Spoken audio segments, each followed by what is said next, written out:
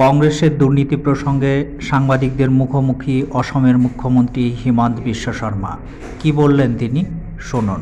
Social মিডিয়াত উকিলৰ ওপৰত এগেইনষ্টে চাহ জনগোষ্ঠীৰ যিসকল লোক আছে তেখেতসকলে এন্টি আছামিজ উকিল বুলি এটা প্ৰটেষ্ট এটা উকিল গগৈৰ কথা মই ক'ব নাযাওঁ। পৰহি দিনাখন মোৰ কোনোবাই মোক ক'লে বোলে তই দাদা সাৰে আছে নেকি? বোলে সাৰে আছো।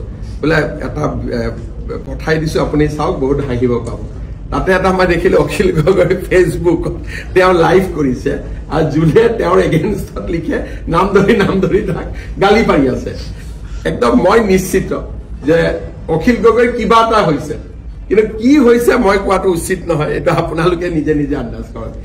অমুক তই অমুক কৈছ, যি ধৰণে তেওঁ কৰি আছিলে মই গোটেই ৰাতি হাঁহিছো। গতিকে আজিকালি এইকাৰণে ময়ো এক প্ৰকাৰ অখিল গগৈ এতিয়া ফেন টাইপে হৈ যাম এইবিলাক বেছি ওলাই থাকিলে। ৰাতি চব কাম বন কৰাৰ পিছত ৰাতি অখিল গগৈ লাইভ চালে মনটো পাতলি যায়। তেওঁলোকে বৰ্তমান 1 কোটিকৈ এডভান্স বিচাৰিছে। আমাৰ ডিকি দত্তই তাত অলপ নেতৃত্ব লৈ আছে। গতিকে তেওঁলোকৰ চেনেল বনাই ৰাখিছে যে 1 কোটিৰ পৰা 10 কোটিলৈ এবাৰ 22টা টিকটৰ দাম উঠিব। আৰু যিদিনাখনে টিকট এনাউন্স হ'ব আপোনালোকে ইমান ইণ্টাৰভিউ পাব যে মোক সুধিব নালাগে। 1 কোটি টকা এতিয়া কেইজনমান ঘৰুৱা কথা ক'ব নাপায়, মই পিছত ব্যক্তিগতভাৱে কম আৰু মই বেছিকৈ কোৱাও বেয়া।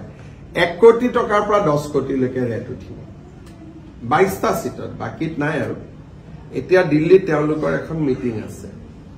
মিটিং হলে কি কৰিব লাগে? পাৰ্টীয়ে মানুহখিনিক লৈ যাব লাগে। এতিয়া গৌৰৱ গগৈয়ে কৈছে যে যিবিলাক কেণ্ডিডেট বিলাকে মানুহ লৈ যাব লাগিব। তাৰমানে কেণ্ডিডেটটো সকলো তুমি টিকট দিব নোৱাৰা।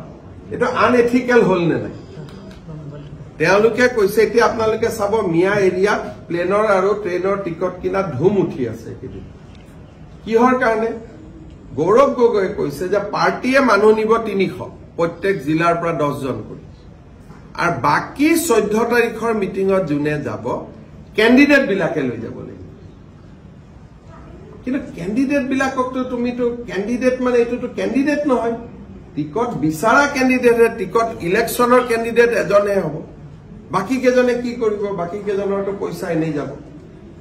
এইকেইদিন চবেই আপোনালোকে খবৰ কৰক, চবেই ধাম ধুম টিকট কৰি আছে। মই সুধিলো কিয় কৰি আছে? বোলে যিমান বেছি নিম সিমানে টিকটটো কনফাৰ্ম। এনেকে পাৰ্টি চলে নেকি? এইবিলাক হৈছে কংগ্ৰেছৰ ৰাজনীতি। আৰু মই ভিতৰৰ কথাখিনি গম পাই যাওঁ, কলে আকৌ ইনকুৱাৰী লগাই দিয়ে কেনেকে গম পালে, কি গম পালে। গমটো তেওঁলোকৰ পৰাই পাওঁ। তেওঁলোকে যদি নিজৰ ঘৰতো কৈ দিয়ে তাৰ পৰাও মই গম পাওঁ।